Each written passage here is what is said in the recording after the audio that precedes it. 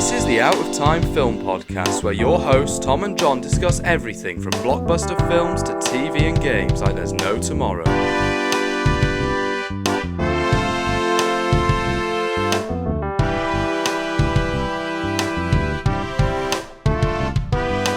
Hello and welcome to the Out of Time Film Podcast. My name is Tom, and as always, I'm joined with my co-host John. Hello. And this week we are talking about The Boy and the Heron. Yes, this is the new Ghibli film by no other than Hayao Miyazaki. So this is a film that he comes out of his retirement. So we thought, oh, he's retired now. But no, he's back. He's back like John Wick. I'm thinking I'm back. Yeah. He gets out like his camera, just like John Wick gets out his gun. He's like, one last time. One last time. And, he gets his pad out and he's like, damn, I still want to make films. So, yeah, that's that conflicting feeling. You want to continue more creating ideas.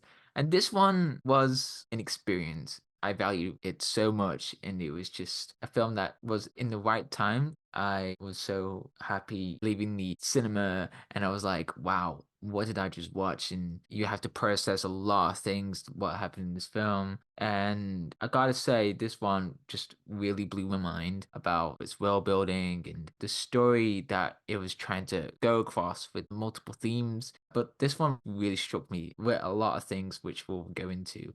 And the funny thing is that we watched it at 10 o'clock in the morning. And we were just trying to, wake ourselves up. It's like, oh, okay, we need to get to the cinema. And we just got to the cinema. And weren't you a bit tired, though? Yes, I was. Okay, so we got out of the cinema and John was like, that was amazing. Oh my God. And I was like, yeah. And he started talking about it. And I was like, John, I have something to tell you. I literally spent the whole film trying to stay awake. And that isn't any comment on the film itself. I was just so very tired. I've never fallen asleep in the cinema before. But, after kind of like the first hour, I felt my eyelids start to droop. And I was like, no, come on, stay awake. So, I leant forward. I kept on changing my position. I'd slap myself, but I couldn't help it. And so I missed a good like half an hour of the film, kind of on and off. So I actually had to return to it so I could watch all the bits that I'd missed. And I was like, oh, okay. Because like you were telling me so many things, and I was like, what are you on about? Like, when did this happen? And so I had to go back, and I was like, oh, right, okay. It's a very trippy film when you go like fall asleep to. You feel like, what am I watching? It is what did I dream and what was real? Yeah, what is reality? What is a dream? And it was just so funny that I was just talking about this film, like what it was going to, and you looked at me like, what? Did we watch the same film or something? So, Yes. yeah. No, it's weird because my parents went to see it, right? And my mum also fell asleep. My dad had to go and get like a drink to keep her awake. And so it turns out that it's a family tradition. People in my family just fall asleep during The Boy and the Heron at the cinema. There's one time that my mum, she fell asleep in the cinema. Really? It was when we went to see Into the Woods years ago. Right. Wow, okay. Yeah, and I was watching it, and my mum just woke up to the part where the giant destroys everything, and she was like, huh? What happened to the princess? What happened? Oh my God. And she was just so confused. And then she was like, I think I fell asleep.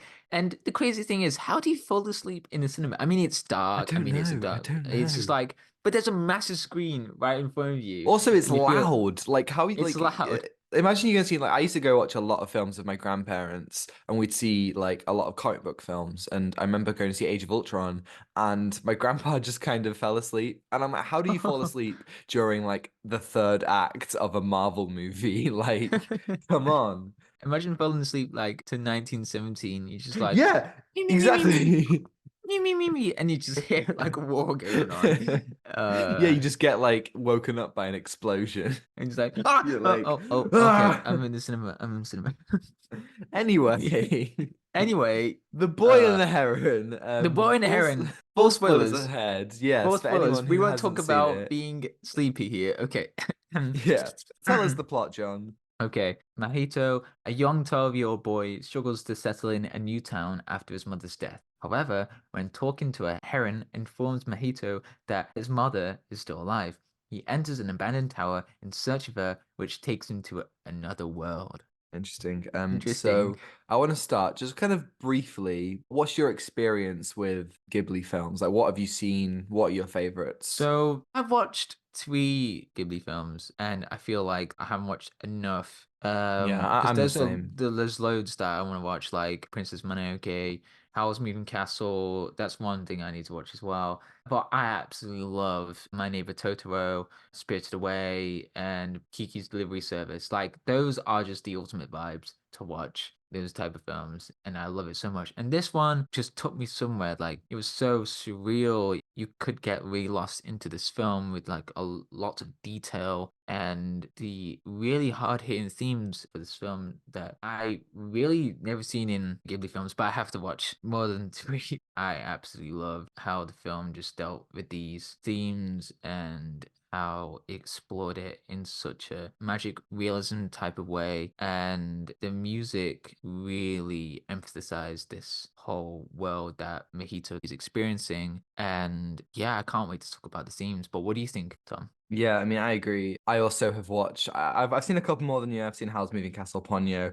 Castle in the Sky, Whisper of the Heart. But they're definitely, yeah. Like I feel like one day I'll watch it all, which would be really interesting. But Mm, there is always something about these films that they blend a dreamlike quality, this kind of like yeah. surrealism and this calmness. A lot of people have Ghibli films as their comfort movies, and Mm, you can definitely see why, because they really do kind of exude this beauty just inside, and I really love that. And I think in this one I wasn't prepared for how heavy the themes and the content were, because mm, the films that I've seen in the past, they're not necessarily watered down. There's some pretty hard-hitting stuff in there, but I just wasn't prepared for the way that Mahito deals with his pain, and that includes physical injury to himself. There is a moment where he cracks a rock on his head, and his head just kind of start gushing with blood, mm, and like he's doing this for all these like different reasons. And I wasn't quite, obviously, when this film was released in Japan,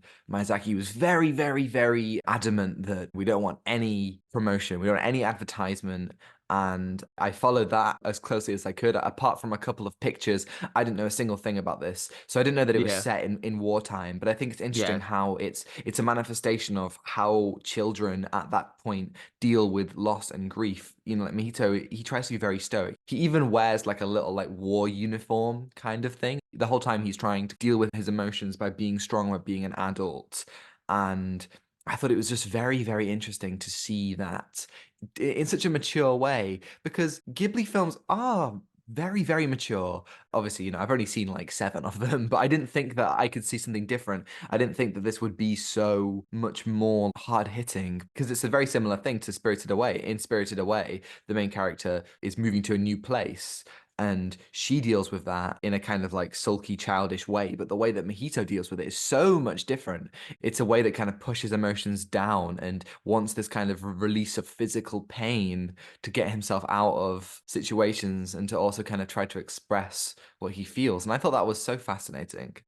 And the one thing that really struck me thinking about this whole narrative and the themes, what I was trying to get across, the one thing that was linking up to Mahito, that he had this whole thing to himself about the world that he's living in, and he's struggling with himself, that he's trying to prove himself that he can do a whole lot of change for himself, but it's like this constant struggle for himself. Like he's trying to find the feeling for love and, with his mother, and it's the idea of change as well that is scattered across the movie. It's the idea of with the grand uncle. You get to see in the film that he's like this creator of these worlds that Mihito explores, and I absolutely love the world building in this, but I'll get to that. But with the idea of change, but also the idea of how do you find meaning in life after you suffered loss, but also with yourself, like how do you explore yourself, that feeling, you're trying to recapture again, that you want to feel that sense of love. And with the grand uncle, he gives Mihito this chance to become this creator of these worlds as well, like to be this overseer. But the one thing that really caught my eye for this sense of symbolism throughout the film, it was the objects of these shapes that the grand uncle uses to build, and it's like this balance. But Mahito just said there's this malice, this sense that these are built on one another, that the grand uncle is just building up, and it's like, is there a sense of meaning? How do you find that in that? And the grand uncle's like this creator, this idea of like you can do whatever you want, but then there could be a sense of dystopia for the other worlds as well. Like, the small creatures that become people, but they get attacked by the herons or the storks, I don't know, but they get attacked by that. So it's like this world that it's a sense of malice. And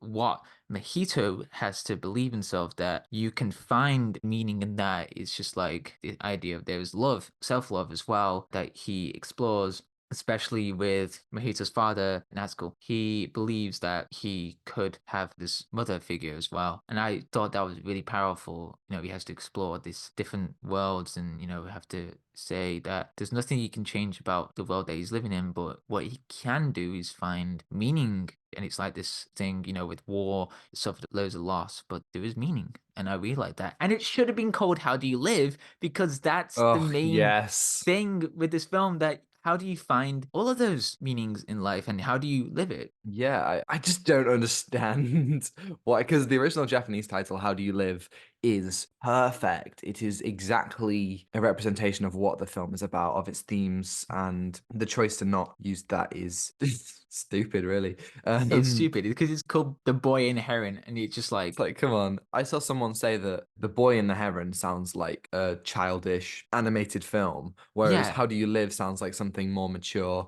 And I feel like that is a perfect way to describe it because, yeah, like this yeah, film is so much more mature than the title The Boy and the Heron gives it credit for.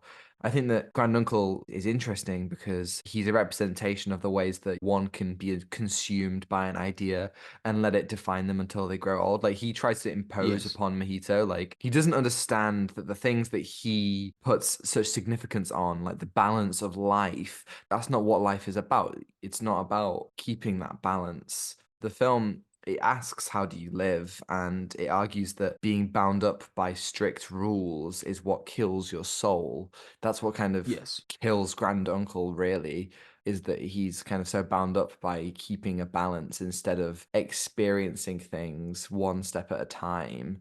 So many Ghibli films are a journey and we go to different like places, mm, and that really works well because of the way that there is a contrast between Granduncle and Mojito. Mojito is on this journey and he's experiencing all these things and not binding himself up to what he knows. And that changes his perspective, like going forward at the end. Ultimately, Mojito has to learn that growing up is coming to terms with the pain and the anger that he feels, the things that mm, consume him throughout the narrative, but he learns to live with that, and that kind of makes him the strongest that he can be. Whereas Granduncle, he won't experience anything else besides this one thing. He wants to stack these blocks to keep that balance, and that's all he cares about, when really what life should be goes beyond that. And I think that that kind of difference between like age and youth is really interesting coming from an old filmmaker. Miyazaki has made so many films across so many years, and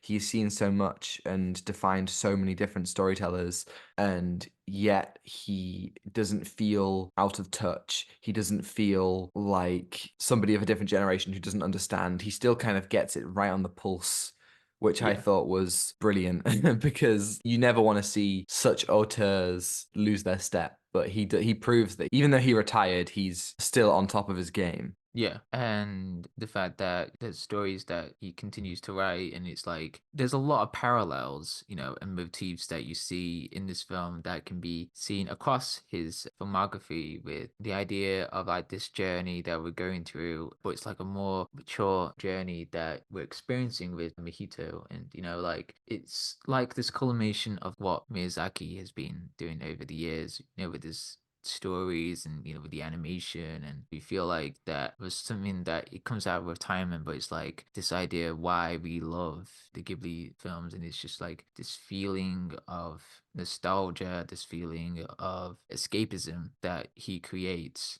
And I really like that this was like, this mature approach to that. There is a lot of mature approach in his films, but it's something that just feels so satisfying. You feel so happy. You've watched like Key's Delivery Service. That is like the ultimate comfort film. But this one for The Boy and Heron, it's this existential journey. Mojito, he only wants to find his mother and go home after this whole journey. And that I thought was a really, really strong arc across the movie, going back to his time. And yeah, such a powerful way just to show that journey. And it's like you have to experience this journey with him, or you just feel like, okay, I don't know what I just watched, but I need to process it. And the more you process it, it's like, wow, there's some really powerful stuff that Miyazaki has created into this film. Yeah, there's this ongoing thread about cycles of life, like birth and death. Like you previously mentioned the birds eating the babies in the sky, or even like the parakeets who want to eat the humans, and the way that kind of passing back into the real world, it's almost like a rebirth of its own. Or Netsuko, who is Mahito's stepmother, her pregnancy, and how she's kind of conflicted about her own motherhood. Like this film kind of is all about these cycles of life through parents and children. And it's interesting that that kind of comes to a head through Mahito and Hime, son and mother, meeting at the same age and having the opportunity to come to terms with their future and their past, like where they come from and where they will go in each of their cases. And all that kind of unpacks how the characters deal with trauma and emotion throughout. And Hime has like these kind of like fire powers, which works as a reflection of the rage in Mahito. And through seeing each other, they can unpack how their lives will go if it's defined by that anger. And I think it's a very interesting choice to have two people come together at the same age, at the same time. And I think that's just very interesting. Again, considering the trajectory of Miyazaki's films and also like, the time the film is set and the time that the film is released, like it feels like the film is just in conversation with the past and the future and the present at the same time. Oh yeah, it's a time travel movie. Yeah, it's like this Yeah, right? crazy time travel. It's like this closed loop that happens, and it's like, oh, okay. I really love that. It's just this powerful way of doing time travel, but not the same. It's cool. It's so cool. I really like that. Yeah, me too. I think that it will become timeless because of those aspects. Like, yeah, it may be set in wartime, but I feel like a lot of it's, again, the relevance to today is astounding. I think it's such a brilliant film. And who even knows if this could be Miyazaki's final one? But if it is, it's a pretty good final one to go out on. We watched the English dub and Oh, the like dub. Oh, let's talk about the this. Yeah, let's yeah, talk about the this. cast Yeah. is just like outstanding. I think particularly Robert Pattinson as the Heron is such a like he's never done any voice work before, and he just comes in and does such an unrecognizably excellent performance. Yeah, and it just completely blew my mind that he had this range in voice acting. I mean, Christian Bale is in the film as well. Florence Pugh, and it was like, oh, great, she really voice acted that. So it was really cool to see that. And there was Willem Dafoe.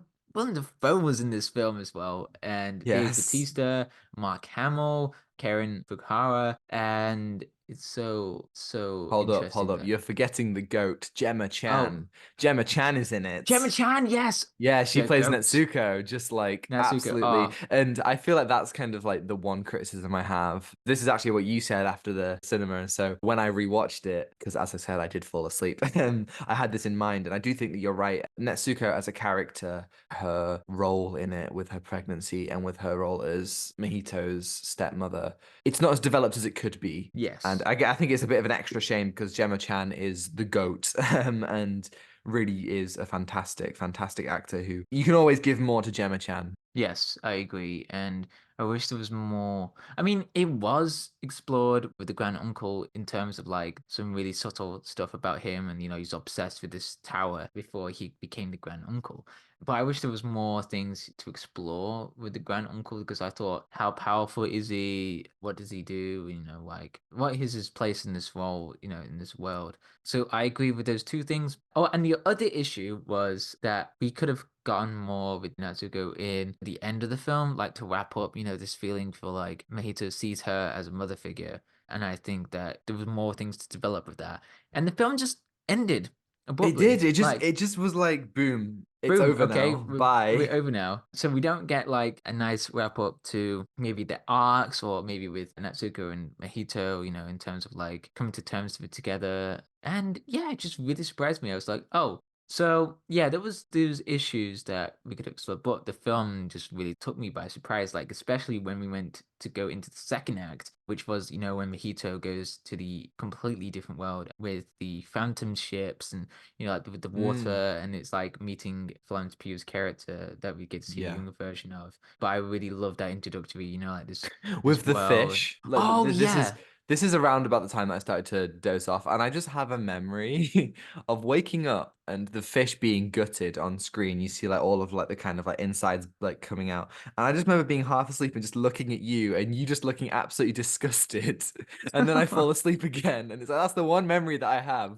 from the middle section of this film. Is just Oh you yeah, being like, because it was like ugh. very graphic. It was like It very was very graphic. graphic, yeah. I did not expect that in a Ghibli film. Yeah, but it is still like I want to say it's still a PG, maybe a 12A. Like it's not like R-rated or anything, which I think is interesting, and it speaks to kind of like the film knows that young audiences can handle heavy themes and a little bit of graphic content. It's always great when a film that animation as an art form is commonly directed towards kids, and it's great when they don't treat the kids as dumb. They don't treat audiences. There are some Yeah. studios that are like making very kind of run-of-the-mill cookie cutter animated films, but others, and I would say Ghibli is one of those that does challenge and does say interesting things and treat their audience as smart, because kids are smart. Yeah, and I really like how the film has a lot of like unique visual storytelling that we go through, and it's like they don't point it out. Especially this is like, with Ghibli films, they don't point it out, but with the visual storytelling, it's just so unique and so on point,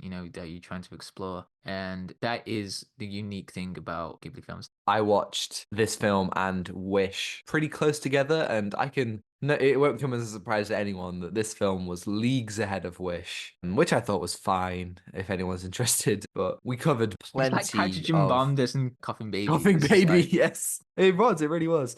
But yeah, like last year we covered plenty of just brilliant animated things. We had Suzume, we had Cross the Spider-Verse, we had Nimona and Teenage Mutant Ninja Turtles, and I think we're covering this in 2024 obviously, but it does kind of join the ranks of other 2023 brilliant animated classics. I'm going to give this film 9 out of 10. Brilliant. Me too. I agree. Lovely. A lovely, lovely 9 out of 10. What an excellent film. Thank you everybody for listening. If you're listening on YouTube and you enjoyed it, you can like and subscribe if you want to see more. And if you're listening on Spotify, you can follow and give us a 5-star review if you think we're worthy. Next week, oh boy. Do you know what next week is, John?